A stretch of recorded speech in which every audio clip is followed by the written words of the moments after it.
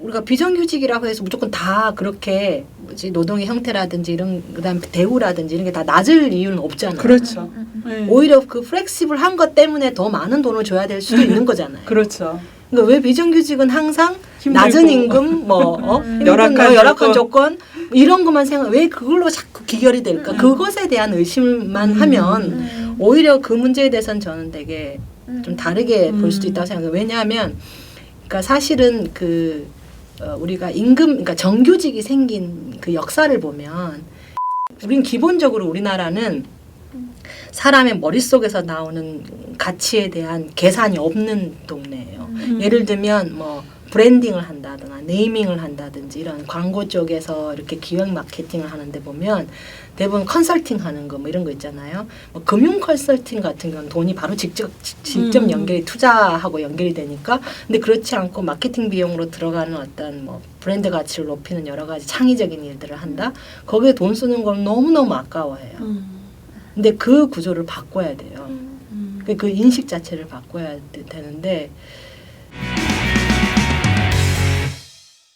이게 이제 비정규직 문제가 네. 방송계에서는 이제 방송 작가가 대표적인 직군인데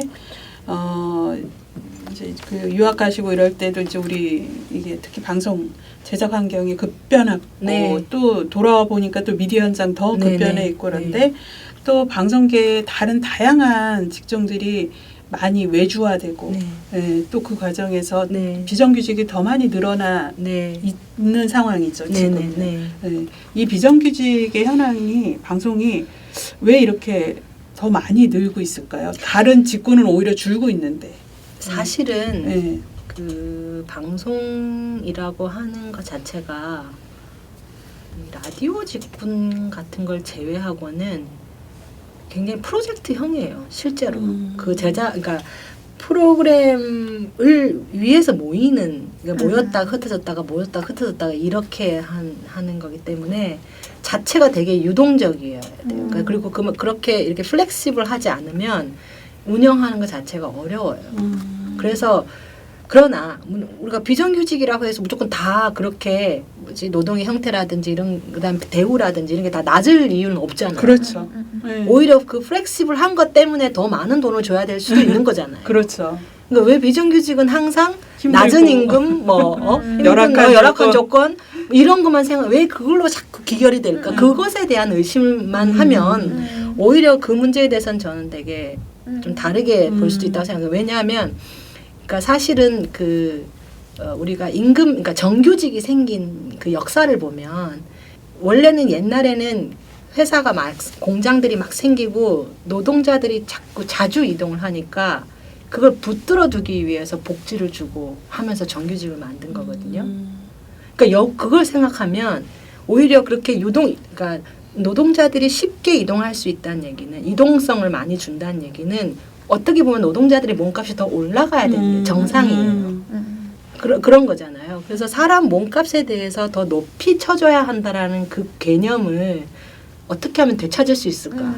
그게 저한테는 가장 큰 숙제거든요. 그걸 되찾게 하고, 그래서 뭐 작가 협회에 있는 그 선배들 그 그룹하고도 늘 얘기하는 게 우리가 그러니까 언제까지 우리가 늘 잘할 수는 없고, 나이가 들어도 사실은 뭐 이렇게 고용이 이제 더 이상 불안해지고 빠릿빠릿해지지 못하고 내 역량이 힘들어지니까 이 일을 지금 못하기 때문에 젊었을 때 더 많이 해야지 뭐 이런 측면도 있지만, 또 한편으로는 요즘 뭐 민주당이나 뭐 여당에서 얘기하는 그런 고용보험, 전국민 고용보험처럼 우리가 비정규직들한테 기본적으로 이렇게 기본 소득처럼 만들어줄 수는 아주 작은 금액이긴 하지만 그들한테 일을 하지 않을 때 주어지는 무언가가 있다 그러면 굉장히 안정적으로 할 수 있고, 그러면 그 사람 노동자들이 몸값이 조금 더 커지게 되는 뭔가 역할을 할 수 있지 않을까?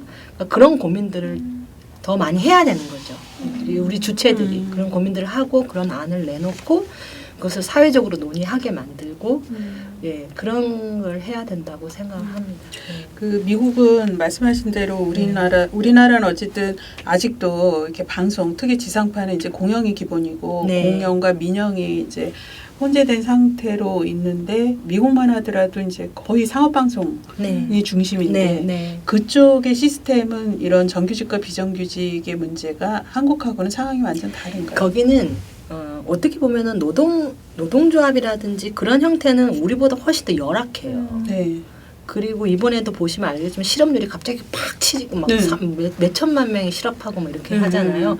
정리해고 매우 쉬워요. 그리고 제가 진짜 미국 가서 제일 놀랐던 건 뭐냐면은 출산휴가 없어요. 그리고 예를 들면 제가 또 놀랐던 건 뭐냐면 제가 이제 일종의 그 뭐지 석사 박사 하는 동안에 수업료를 면제를 받고 대신에 조교 일을 하면 뭐 티칭을 하거나 아니면 연구 조교 일을 하면 선생님들 교수님들 연구 보조를 하면은 그런 RA니 TA니 이러면서 그게 이제 장학금 형태로 나오거든요. 그럼 그게 고료가 이렇게 그 급료가 있어요. 그거 급료 이렇게 하는데 기본이 9개월로 돼 있더라고요. 방학 기간이 없어요. 급료 자체가 없다고 돼 있어요. 그거를 12개월로 나눠주는 거예요. 근데 선생님들도 그러더라고요. 교수님들도. 교수님들도 9개월치 월급에 그걸 12개월로 나눠서 받는 거예요. 그러니까 미국이 노동의 여건은 훨씬 열악해요. 출산휴가를 하고 싶다? 그러면 회사를 그만둬야 돼요. 그래서 대부분의 미국의 그 여성들은 비정규직이에요. 파타임이에요. 그리고 그 특히 거기는 또 우리처럼 무슨 파출부라든지 뭐 도우미를 쉽게 쓸 수 있는 거기 인력 자체의 그 몸값이 높기 때문에 쉽게 쓸 수 없어서 엄마들이 육아는 다 해야 되거든요. 그러니까 오전에 애들 학교 보내놓고 딱 오전 타임 한 4-5시간만 일을 하는 거예요. 다만 임금이 높다는 거예요. 차이죠. 그런 식이에요. 그러니까 정규직이 아니라도 임금이 높은 거예요. 그러니까 그 사람들은 파트타임을 해도 살만한 거예요. 그러니까 거기서는 정규직에 굳이 목매달지 알지 않는 거예요. 음. 그래서 예를 들면 박근혜 대통령 시절에 네. 그 박근혜 대통령이 뭐 자유롭게 뭔가 시간 조정해서 일할 수 있는 일자리를 늘려라 그랬을 때 비정규직 양산한다고 막 뭐라 그랬잖아요. 저는 이제 그 미국 상황 입장에서 보면 돈만 주면 얼마든지 저 일이 훨씬 더 낫다. 엄마들 입장에서는. 특히 여성들, 기혼 여성 입장에서는 돈만 충분히 주면 차라리 그냥 시간을 좀 자유롭게 쓸 수 있도록 하고 그게 훨씬 더 나은 거죠.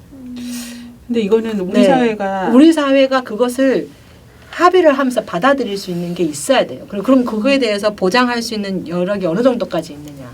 왜곡되지 않게.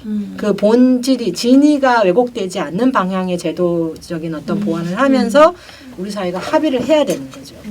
저는 그런 측면이 필요하다고 생각을 해요. 이게 이제 패러다임의 좀 변화가 필요할 것 같은데 우리 사회는 그동안 비정규직 문제를 정규직화로 전환하거나 또는 정규직의 비율을 높이는 거를 이상적 방법으로 생각을 한 왜냐하면 정규직이 아니면 다른 복지나 이런 게 전무하기 때문에 그런 거예요. 제도적으로 없기 때문에. 그런데 그것을 보완하고 상쇄할 수 있는 여러 가지 것들이 갖춰지기만 하면 오히려 저는 노동자들의 이동성을 높이는 게 훨씬 더 어떻게 보면 더 노동자들의 목소리를 강화시키는 역할을 할 수도 있다고 생각하는 거죠. 방송계에서.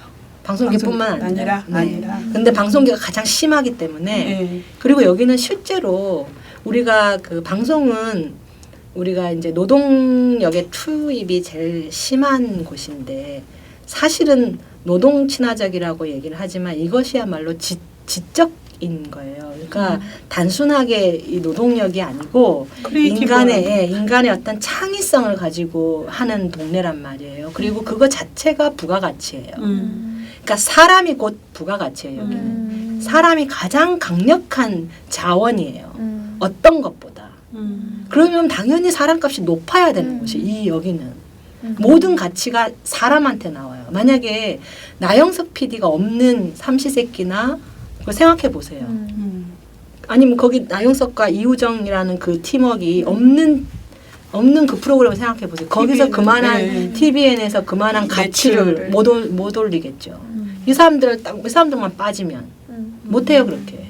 김태호가 없는 MBC를 생각해 보세요. 돈을 못 벌어요 일단 1차적으로. 그러면 그들한테 그만큼의 돈을 주느냐의 문제. 그러니까 우리가 보통 노동 투입이 많은 곳이라고 얘기하지만 이건 노동 투입이 아니고 지적인 투입이 많은 거예요. 창의성의 투입이 많은 거예요. 그러니까 지식에 대한 투자를 그만큼 많이 해야 되기 때문에 그만큼 사람한테 돈을 많이 줘야 되는 산업이거든요. 근데 그 인식을 안 하는 거죠. 우리는 기본적으로 우리나라는 사람의 머릿속에서 나오는 가치에 대한 계산이 없는 동네예요. 예를 들면 뭐 브랜딩을 한다거나 네이밍을 한다든지 이런 광고 쪽에서 이렇게 기획 마케팅을 하는데 보면 대부분 컨설팅 하는 거 뭐 이런 거 있잖아요. 뭐 금융 컨설팅 같은 경우는 돈이 바로 직접 연결이 투자하고 연결이 되니까 근데 그렇지 않고 마케팅 비용으로 들어가는 어떤 뭐 브랜드 가치를 높이는 여러 가지 창의적인 일들을 한다. 거기에 돈 쓰는 건 너무너무 아까워해요. 근데 그 구조를 바꿔야 돼요. 그 인식 자체를 바꿔야 되는데 매우 어렵죠. 그 몇 명한테 정말로 직접적으로 저기 시청률을 보장해 주는 게 이제 증명이 되는 몇 명만 그걸 싹 가져가는 역할을 하는데 근데 그게 전반적으로 다 커져야 되는 거죠. 그리고 사실 그 교양이나 이런 시사 쪽은 그 돈벌이하고 상관이 없는 데거든요. 이쪽 그 장르는 그렇다면 이 사람들의 그 노동과 지적 가치를 어떻게 책정해 줄 것인가에 대한 고민도 같이 들어가는 거죠. 그 사회가. 그러니까 그런 고민들을 같이 해야 이분들에 대한 걸. 그러니까 아니면 장르 자체가 없어질지도 몰라요. 이런 식으로 계속 이제 놔두면 누가 시사 다큐 하려고 그러겠어요. 저희 때만 하더라도 80년대 세례를 받았고. 그 다음에 어쨌든 그런 시대 정신이 있었기 때문에 너도 나도 시사 다큐멘터리 작가 되는 게 꿈으로 해서 되게 많이 지망을 했었거든요. 불과 10년 딱 지나니까 아카데미에 강의를 하러 가면 시사 작가 하겠다, 구성 작가 하겠다는 애들이 없어요.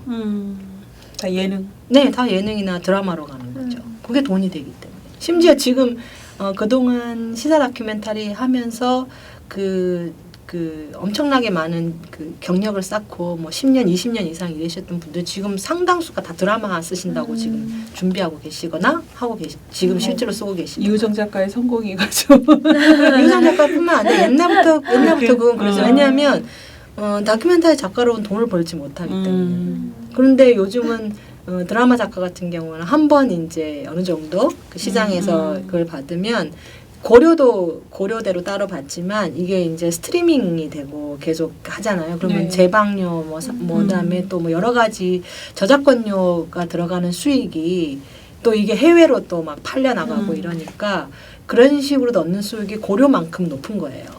그러니까 이제 당연히 다들 그런 쪽으로 하려고 그러겠죠. 제가 이게 언론계, 특히 방송계 비정규직 문제에 관련해서 얘기를 나누는 중에 네. 지금 박사님 제안이 되게 저한테 파격적이에요. 그러니까 기존에 갖고 있던 우리의 좀 인식의 어떤 틀을 벗어난 대안 제시여서 그럴 거란 생각이 드는데 이게 이제 한국 사회에서 가능할까? 그런데 저는 이제 계속 그런 고민을 하는 거죠. 가능하지 않지만 가능하게 해야지라는 생각을 계속 하는 거예요. 저는. 그거 아니면은 답이 없을 거다. 답이 없다고 생각하니까. 그리고 결국은 그런 길로 갈 것 같다는 생각도 해요.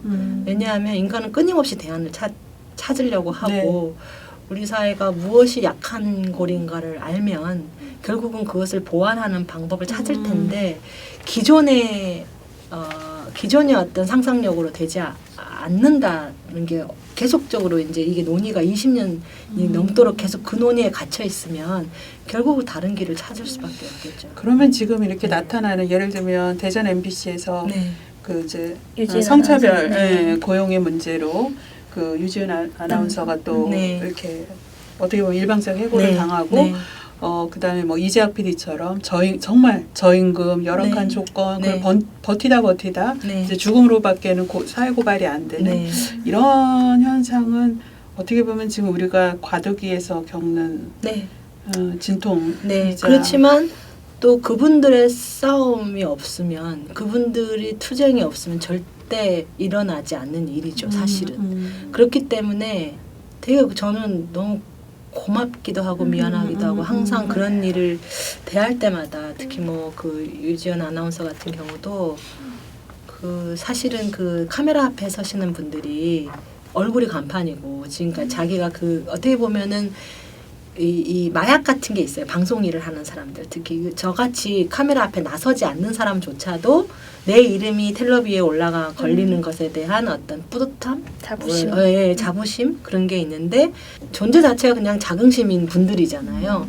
근데 그런 분들이 그 1인 시위 한다고 피켓을 들 때 그 심정이 어떨까? 그러니까 그런 생각을 되게 많이 하게 되죠. 근데 그런 분들을 통해서 저는 그 직종, 특히나 여성 아나운서를 바라보는 시각이, 사회적 시각이 교정될 수밖에 없다는 생각이 들어요. 그분들이 싸워주시니까 그래서 다른 사람들이 다시 한번 생각하는 거죠. 그리고 그분이 하시는 말씀이 틀린 말씀 하나도 없거든. 다 아는데 사실은 부정하고 싶은 거죠. 그 일터에서 일하시는 분들은. 뭐 우리가 뭐 CNN이나 이런 데를 보면은 뭐 연세 지긋하시는 분들이 아침 방송 막 하고, 특히 앵커가 여성 앵커가 중심이 돼서 막 하고, 그리고 뭐 그 머리 희끗희끗 해가지고도 막 방송에 나오고, 그러니까 그런 걸 보면서 그분의 어떤 전문적인 전문성이라든지 그런 캐리어 자체가, 그리고 그런 것이 외모로 드러나는 것 자체가 신뢰를 준다라는 그런 인식으로 이제 점차 바뀌어야 되는 거죠. 그리고 그런 분들이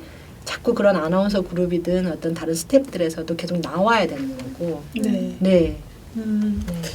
지금 이제 저희가 비정규직 문제도 얘기를 했지만 박사님 지금 최근에 집중하고 계시는 또 뭐 연구 주제나 활동하고 계시는 게 사실은 있으면, 네. 그 뭐 언론 노조 10년사 최근 10년사를 정리를 하고 있습니다. 네, 그게 이제 왜 그랬냐면, 네. 제가 이제 그 없는 동안에 많이 바뀌었다라는 것도 네. 알게 됐고, 그 이제 여러 가지 그 상황을 통해서, 그리고 제가 논문을 쓰면서 정리하지 못한 부분이 노동 분야였어요. 그러니까 제 논문이 20년 동안 한국 그 방송 산업이 어떤 식으로 변화가 됐는지를 예능 프로그램 포맷이 바뀌는 걸 가지고 연구를 했거든요. 그러니까 그 텔레비전 포맷이라는 그게 있어요. 그 산업 분야 새로운 상품이 생겼어요. 그래서 이게 예전에는 그냥 완제품 형태로 더빙을 해서 팔리거나 우리 것들이 그렇게 했는데 요즘은 포맷 아이디어로 판매가 되거든요. 그게 이제 90년대 후반, 중후반부터 이제 영국이나 네덜란드에서 하나의 창의 산업의 형태로 팔기 시작한 거죠. 그런데 그것이 우리나라에도 이제 한 10년 정도에 걸린 그 기간 동안에 처음에는 우리가 수입국이었다가 지금은 이제 수출국이 된 거죠. 나름의 아시아의 맹주로 이제 하는데 그 10년 동안에 그 수입국에서 수출국으로 그 변화되는 그 과정이 우리나라 그 방송산업 재편하고도 굉장히 밀접한 영향이 있어요. 그리고 이것이 이제 공영방송이 가지고 있는 어떤 성격이 그 프로그램에 투영되는 것도 있고, 그러면서 동시에 시장에서 검증을 받아야 되는 매우 이제 그 어떻게 보면 제작자 입장에서 보면은 매우 살벌한 그런 경쟁이 벌어지는 동네인데, 그러다 보니까 결국은 창의적인 것들을 계속 찾게 되고 우리색이 있으면서도 또 해외에 팔리는 뭔가의 그런 컨텐츠를 만들어야 되고, 그 과정을 쭉 이제 제가 산업 구조의 재편부터 시작해서 뭐 컨텐츠의 변화, 그다음에 그 기술의 변화, 기술이 변화하면서 노동의 어떤 조직 자체가 어떻게 변화되는지. 그러니까 과거에는 한 몇 명의 그러니까 제작진이 예능 프로그램이라고 하더라도 뭐 PD가 메인 CP가 있고, 그 다음에 뭐 쇼를 담당하는 뭐 몇 명의 PD가 있고, 그 다음에 뭐 작가 몇 명이 있고, 이런 식으로 했다면 지금 같이 이런 리얼리티 쇼가 거의 예능을 장악하고 있는 이런 환경에서는 기본적으로 동원되는 인력이 100명이 넘어요. 100명, 200명 가까이 돼요. 그러니까 엄청나게 대규모 인력을 투영을 하면서 이게 매우 그러니까 몇 개의 유닛으로 찢어져 가지고 이제 이렇게 매우 유동적으로 바뀌거든요. 근데 그런 식의 노동 형태 자체도 변화가 되는 거예요. 조직이 바뀌면서. 근데 그런 것 중인데 그걸 논문을 정리를 할 때 생산 조직의 변화까지는 다뤘는데, 그러면서 야기되는 여러 가지 그러니까 비정규직의 문제라든지 이런 것들을 비판적으로 담지는 못했어요. 그러니까 그거는 제가 논문에 담을 수 있는 내용이 아니었기 때문에 그래서 그 부분을 좀 숙제처럼 제가 논문을 쓰면서 계속 안고 있었거든요. 그래서 나 이제 돌아오면 그걸 가지고 저는 이제 그 작가를 중심으로 다시 한번 얘기를 해볼까 하다가 MBC에 이제 돌아왔습니다 하고 논문 들고 이제 인사하러 갔는데 그때 마침 김한규님도 위원장 돌아오셨더라고 위원장 일을 마치고 그래가지고 막 돌아오신 막 돌아오신 그 시점에 그래서 뭐 하냐 그냥 뭐 할 거 없고요. 그러다가 그냥 농담 삼아 MBC 몰락사를 한번 써볼까요? 너무 재밌다. 제가 원래 약간 현대사 제가 원래 그게 프로그램 전공이셨잖아요. 그게 전공이라 너무 재밌는데? MBC 몰락사를 한번 써볼까? 한 10년 해서 그랬더니 야 잘됐다 그러면서 나 언론노조 그 역사 10년 해야 되는 30년 중에 30년사 20년사 하고 이제 10년을 했는데 그래서 쓰지를 못해서 남겨놓고 있었는데 네가 써 이러는 거예요. 네 하고 그냥 했는데 이게 막상 맡고 보니까 너무 막 일이 많은 거예요. 왜냐하면 그 MB 정권, 박근혜 정권 이때 엄청나게 많은 파업이나 뭐 이런 것들이 있어서 가장 많은 활동을 했던 시기. 네. 언론노조가. 네, 언론노조가 제일 치열하게 싸웠던 시기. 네, 그래서 뭐 이래저래 인터뷰하러 다니고, 네, 그러고 이제 막 지금 초안 이제 막 쓰려고 그러고 있는. 네. 민원연도 30년사를 5년 전에 1편만 하고, 지금 2편도 못 들어가 있는 상태예요. 진짜 힘들어요. 네. 그러면 이거 언론노조 10년사 끝나고 저희랑 같이 민원연 역사를 도망가야 네. 근데 이 MBC 몰락사 약간 관심을 보이시는데 차장님. 아니 뭐 저기 MBC가 아니라 사실은 이게 대한민국 공영방송 몰락사가 아주 우리 한국 언론에서는 지금 언론개혁 과제랑도 연결돼서 뭐 우리가 이제 몰락사라고 지금 웃으면서 얘기하지만 참 이게 공영방송이 지탱될 수 있을까 이런 것에 대한 MBC는 사실은 제가 몸담았던 곳이라서 더 애정이 있기도 하지만 실제로 제가 그때 논문을 쓰면서도 이건 되게 특이한 조직이야. 설명을 못 하겠는 거예요. 세계 유일한 저희가 볼 때는 그래요. 그래서 왜냐하면 기형으로 태어나서 교수님한테 도대체 이게 어떤 성격이니? 그랬더니 세미 퍼블릭, 세미 프라이빗인데요. 라고 얘기하고 더 애매하고 그래서 제가 논문에는 non public, non private이라고 그냥 그렇게 이제 이름을 non이라고만 해놨는데 세미도 아니고 어쨌든 세미도 아니고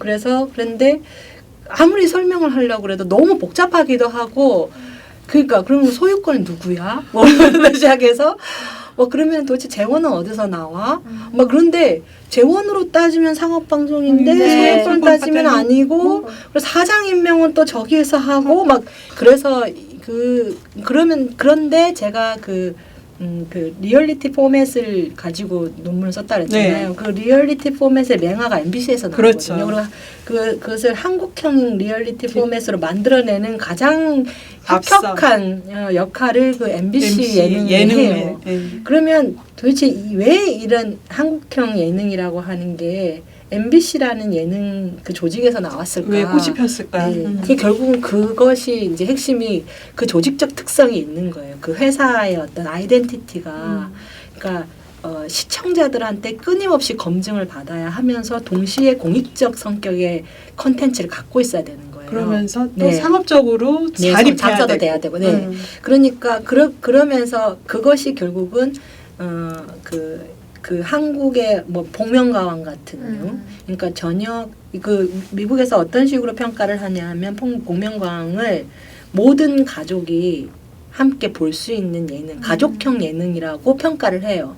그런데 이 뉴미디어가 되면서 가장 크게 일어나는 게 뭐냐면 오디언스의 분화예요. 그러니까 시청자층이 과거에는 불특정 다수가 한꺼번에 모든 게 다 같이 무엇을 봤다면 케이블이 생기고 그다음에 그 디지털들이 이제 스트리밍 사이트 생기고 하면서 각자가 원하는 컨텐츠만 보게 되는 거예요. 뭐 세대든 연령이든 뭐 그다음에 자기 어떤 아이덴티티에 따라서.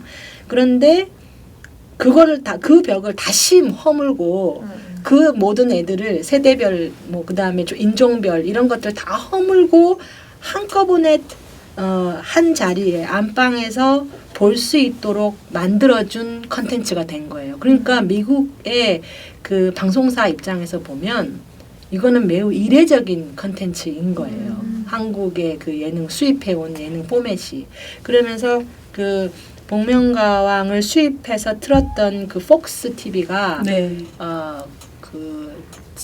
복면가왕 1편이 나갔을 때 시청률이 7년 동안 과거 그 7년 동안에 중에서도 최고의 높은 시청률을 기록을 했어요. 그러니까 자기네들 주로 보는 뭐 스포츠 그 중계 그 시청률 말 빼고 걔네들 뭐 미식축구니 뭐 이런 거 슈퍼볼 하면 엄청나게 높잖아요. 그걸 제외하고 최고 높은 시청률을 했어요. 그러니까 그만큼 모든 사람들이 한꺼번에 같이 보면서 그 복면 쓰고 있는 가수가 누구냐 맞추고 가족들끼리 그래서 뭐 노인 세대와 젊은 세대가 서로 자기가 아는 그 사람들 되면서 막 그 게임하고 막 이런 형식이 된 거. 그러니까 결국은 이게 우리 예능 프로그램 리얼리티 쇼의 기본이 출발이 그 주말 가족 시간대에서 출발한 거거든요. 그리고 그게 버라이어티 쇼라고 하는 그 장르 안에 들어가는데 그걸 거기에서 가족 시간대에서 그 새로운 어떤 컨텐츠를 만들어야 하니까 그런 여러 가지 제약 요건들이 그런 가족형 프로그램 오락을 만드는 게 된 거죠. 그러니까 그러면서 또 시장에서는 먹히는 장사가 되는 걸 해야 되고 그러니까 이제 MBC가 그 역할을 해왔던 거예요, 사실은. 그래서 저는 아까 얘기했을 때 왜 바깥에 나가 보니까 되게 좀 긍정적으로 바뀌었다고 하는 측면이 그런 거였어요. 과거에는 저도 제작하는 사람 입장이라 무슨 방송 규제를 한다든지 뭐 이러면 매우 기분 나쁜 생각. 막 저의 자유를 구속하는 것 같고 막 이랬거든요. 근데 규제가 새로운 것들을 만들게도 하는구나. 그러니까 그런 규제의 역설이네요. 규제의 역설이죠. 그래서 모든 걸 풀어준다고 해서 좋은 게 아니다라는 것도 알게 되었고, 그래서 항상 그러면서 제 논문을 다 읽어보신 우리 백인 지도 교수님 중에 한 분이 이분 매우 사실은 백인 남성이었고 특히 아시아 문화에 대해서 그냥 되게 이렇게 뭐라죠? 약간 주변 문화로 약간 조금 낮게 바라보는 그런 분이었는데 제가 이제 20년 동안 뭐 엎치락뒤치락 하면서 이제 한국 방송 여기까지 온 거 이렇게 쭉 논문 쓰고 난 다음에 그런 얘기 하시더라고요. 참 중국하고 일본 사이에 있으면서 잘 존재감도 없는 한국 애들이 어떻게 그런 케이팝도 그렇고 그런 걸 만들어냈을까를 이제 네 논문을 보고 진짜 이해를 했다. 그러면서 자기 너무 신기한 게 어떻게 위기가 항상 있는데 그것도 우리 극복을 하니? 라고 물어보더라고요. 그래서 내가 약속 그게 비애예요. 위기를 극복하려면 살 수 없으니까. 막 그러면서 같이 웃었는데 저는 그게 결국 규제도 하고 막 하면서 온갖 여러 가지 제약 조건들이 우리는 끊임없이 있었던 거예요. 근데 그것을 어떻게든 극복해 보려고 하고 그러면서 새로운 창의적인 아이디어가 나오고 그게 그러니까 이거는 꼭 방송뿐만 아니라 모든 여러 가지 그러니까 예를 들면 지금의 어떤 한국을 있게 만든 여러 가지의 어떤 기본적인 원리가 그런 거 아닐까. 예, 우리 뭐 국민들의 취미생활이 국난 극복이라고 얘기하는데 오픈 이야기네요. 네, 그런 것처럼 어떤 뭐 위기 상황이 있거나 뭔가 제약 조건이 있을 때 어떻게든 힘을 합쳐서 뭔가 아이디어를 내서 그러니까 잘해보려고 하고 굴하지 않고 불굴의 의지를 임금과 끈기로 뭉친 그런 분들이 있으니까. 하긴 제가 어디 이제 인터뷰에서 민원연 같은 조직이 다른 나라에 있을까? 물론 이제 뭐 영국이나 이런 데도 이렇게 미디어를 감시하는 역할을 하는 연구소나 이런 데는 있지만 이렇게 시민들이 스스로 돈을 내서 조직을 만들고 활동을 하고 이렇게 막 이제 서두에도 말씀하셨지만 모니터링이 이게 다른 나라에 가면 학자들이 해야 될 일을 시민들의 영역에서 하고 있고 그런데다가 35년 넘게 하고 있고 그래서 아마 이것도 참 한국적인 상황이다 이런 생각을 하는데요. 이게 이제 민원연 하면은 언론개혁 이 네 글자가 상징이 되잖아요. 이게 지금 시대에 민원연이 박사님이 생각하는 언론개혁 과제에서 어떤 거에 좀 관심을 기울여야 될까? 저는 그러니까 그 저널리즘 중심에서 조금 벗어났으면 좋겠어요. 그러니까 범위 자체를 넓혔으면 좋겠어요. 민원연의 관심사를. 그러니까 사실은 저널리즘으로만 자꾸 국한이 되면 결국은 우리가 할 수 있는 이야기가 주로 이제 정치적인 이야기, 정치적인 뭐 가치의 이야기, 철학의 이야기에 국한이 되거든요. 물론 그건 기본 베이스가 될 거예요. 그런데 일반 시민들이 일상에서 겪는 어떤 미디어의 어떤 그 뭐라 그러지? 그러니까 미디어를 사용하고 하는 경험하는 것들은 훨씬 광범위하고 훨씬 넓은 의미가 있고 그 예를 들면 이런 게 있어요. 리얼리티 쇼를 만약에 우리가 모니터를 한다. 네. 그러면 거기 안에는 우리 사회의 어떤 아까 얘기한 젠더의 문제도 다룰 수 있고 가족주의에 대한 가족 안에서의 가부장제적인 이야기도 다룰 수 있고 그다음에 뭐 예를 들면 어떤 그러니까 정체성 인간의 어떤 각 개별의 어떤 정체성을 이야기할 수도 있고 어떻게 보면 되게 신자유주의적인 이데올로기가 그 리얼리티 쇼의 그 기저에 다 흐르고 있거든요. 끊임없이 나를 혁신해야 되고 끊임없이 나를 보여줘야 되고 뭔가 이렇게 발전시켜야 되고 하는 그런 그거 자체가 하나의 룰처럼 깔려져 있어요. 그리고 특히 그 오디션 쇼 같은 경우나 근데 만약에 이제 그런 식으로 그러니까 우리가 많은 사람들이 오락물로 즐기는 것들을 훨씬 더 조금 비판적인 시각으로 본다든지 그다음 드라마 같은 경우도 그런 것들 좀 더 비판적으로 다뤄볼 수도 있을 거고 또 한편으로는 저는 조금 더 긍정적인 부분에 대해서도 왜 우리가 상 같은 거 주잖아요. 네. 상 같은 거 줄 때도 대부분 다 교양 프로그램들 이런 거 주는데 저는 예능 같은 거 과감하게 줄 수 있어야 된다고 생각해요. 드라마도 과감하게. 그래서 예를 들면 이런 거요. 동의합니다. 네. 예를 들면 제가 참 좋아하는 예능 프로그램 중에 유키즈 온 더 블록인가 이게 유재석 씨랑 조세호 씨랑 둘이서 퀴즈 내면서 이제 그 동네 돌아다니면서 그 동네의 숨은 골목길을 이야기하고 거기에 살고 있는 사람들의 고민이라든지 그 희로애락을 다 다루더라고요. 그분의 출중한 어떤 그 토크를 통해서.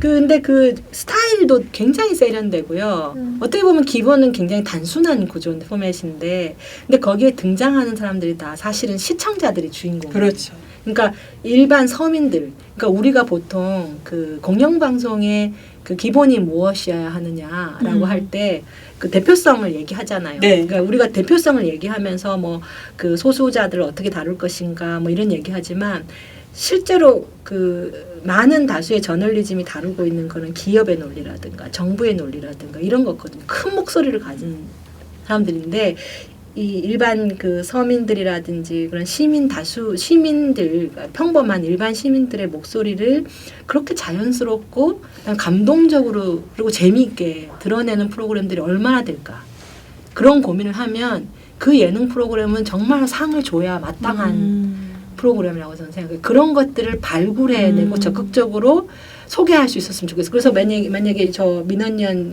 회보에 유재석을 인터뷰할 수 있으면 얼마나 좋을까요? 유재석 민원연 회원. 네. 그리고 그 유키즈 원더블럭을 기획했거나 만들고 있는 그런 제작진들을 적극적으로 끌어내서 당신네들이 정말로 우리 사회에 제대로 된 그러니까 대표성을 보여주는 그런 프로그램을 만드는 사람이다. 그렇게 얘기해 줘야 될 필요가 있다고 저는 생각하는 거죠. 그게 바로 선한 영향력. 네, 영향력. 그리고 작년에 그 동백꽃 필무렵 같은 경우만 드라마. 네, 드라마도 그 드라마도 보면 그 여성에 대한 어떤 시각, 그다음에 그 지역성에 대한 이야기, 그다음에 이웃과의 관계 이런 것들을 좀 굉장히 인기가 있었잖아요. 그러니까 그런 것들은 일부러라도 발굴해서 추천해주고 잊혀진 것도 좋고 그렇게 막 상찬을 받은 것도 좋고 그리고 저는 그런 걸 적극적으로 좀 보여줬으면 좋겠어요. 그래서 저널리즘을 좀 넘어선 여러 가지 다양한 그 컨텐츠를 볼 필요도 일단 있고 그 다음에 산업적인 측면도 저는 좀 적극적으로 산업에서의 변화 이런 것들도 예를 들면 뭐 방송이든 아니면 통신이든 뭐 우린 다 연결이 돼 있기 때문에 신문이든 뭐 여러 가지 어떤 매체 안에서의 변화라든지 이런 것들을 좀 시각을 다르게 다양하게 그러니까 법 제도뿐만 아니라 여러 가지 것들이 있을 수 있고 미디어 영역 자체가 기술의 측면도 있고 시장의 측면도 있고 뭐 굉장히 다양한 그 프리즘으로 볼 수 있는 거잖아요. 그래서 그 앵글을 좀 다각화할 필요가 있겠다라는 생각이 들어요. 그래야 사람들한테 그 이해의 폭을 훨씬 넓힐 수 있다는 생각이 들어요. 네. 특히 저희가 이제 관심의 영역을 확장하자는 거는 참 네. 정말 왜냐하면 네. 우리가 네. 이게 시민 중심의 네. 운동을 네. 하고 있고 네. 시민들에게 정말 이렇게 친화적 네. 그 소재로 할 수 있는데 이제 그러는 측면의 한쪽에서는 이게 우리 깨어있는 시민들이 우리 그걸 필요로 할까? 아니 필요로 하시죠. 필요로 하고 아주 네, 중요한데 네. 한쪽에 너무 이제 분노가 쌓여 있는 거죠. 그러니까 뭐 종편이라든지 이런 그렇죠. 좀 네. 형편없는 네, 그런 거에 이 이제 분노가 쌓여 있는데 민원연이 물론 이제 그 부분에 대한 네. 열망도 이제 저희가 담아서 활동을 네. 해야 되지만 네. 사실 이 지금 가장 많은 접촉 빈도 네. 국민들과 가장 많은 네. 접촉 빈도를 하고 있는 예능이라든지 네. 오락이라든지 네. 이런 드라마라든지 이 부분에서의 실제 영향이 훨씬 더 사실 그렇죠. 클 수 있죠. 네. 네. 그래서 특히 청소년, 네, 그렇죠. 어린이. 네. 그리고 방송을 그나마 건강하게 견인했던 힘이 우리나라는 특히 시민들이 끌고 왔다고 생각하거든요. 왜냐하면 87년에 그런 시민 항쟁이 하기 전에 어떤 일이냐면 시청자 거부 운동. 예. 음. 그런 걸 통해서 그 시청자들이 사실은 견인을 하는 거예요. 그렇죠. 그리고 난 다음에 87년 시민운동 같이 이제 그 시민항쟁 겪고 난 다음에 노동자 대투쟁이 7, 8, 9월에 있고 그다음 방송 영역에서도 방송 산업도 우리도 있으면 안 된다 해가지고 노조 만들고. 그래서 노조를 만드니까 어쨌든 그 안에 주체들도 다시 교육을 받고 또 뭔가 문제를 그 안에서 어떤 비판적인 의식이라든지 그렇죠. 목소리도 생기게 되고 그러면서 끊임없이 왔다 갔다 하거든요. 제가 지난 10년 그 정리를 하다 보니까 촛불이 아니었으면 이 방송이 도대체 이거 제대로 사장이나 바뀌었겠어 이런 생각이 진짜 많이 들어요. 그렇죠. 그 인터뷰 하다 보면 네. 속으로 아이고 그나마 촛불이 있었으니까 다행이지 안 그랬으면 KBS 아직까지 완전 다 망했어 이제 문 닫았어 이런 진짜 생각이 몰락단계 같죠. 네, 공영방송 그런 몰락단계라고. 네. 그러니까 이 시민들이 건져준 거나 마찬가지예요. 정말. 그렇죠. 네. 그런데 그때 사장이 바뀌고 약속한 게 뭐냐면은 공영방송이 앞으로 더 많은 그동안 이제 비춰주지 않았던 카메라나 마이크가 돌아가지 않았던 그런 분들한테 목소리를 들려주긴 하겠다라고 했는데 그게 과연 우리가 얼마나 지키고 있는가 다시 되돌아보면 그 안에서 물론 내부적으로 또 장사될 만한 것도 찾아야 되니까 뭐 그렇게 어려움이 있겠지만 그럼에도 불구하고 그 원칙이라든지 이를 더 치열하게 해야 될 과제들이 그들한테 있는 거죠. 네. 네. 오늘 네. 이 많은 얘기들을 또 네. 저희가 잘 담아서 편집도 잘하고 편집도 잘하고 또 이제 우리 잘 정리해가지고 네. 잘 실도록 하겠습니다. 네. 네, 오늘 긴 시간 이렇게 또 인터뷰 해주셔서 감사하고요. 네, 제가 감사하죠. 네, 또 민원연의 민원연 35년사